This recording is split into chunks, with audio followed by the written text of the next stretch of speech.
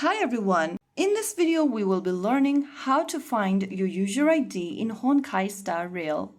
In Honkai Star Rail, if you are trying to share your profile with friends or join the co-op features, you might need your user ID.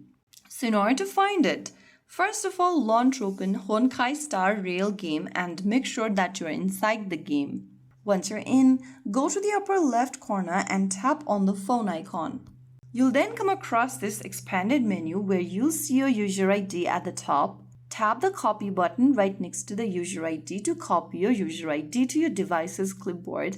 Now you can go ahead and paste it somewhere else, such as the Note app, and you can share it whenever needed. So that's how you find your user ID in Honkai Star Rail. It is important while adding friends, while connecting to customer support, and while trying to recover your account.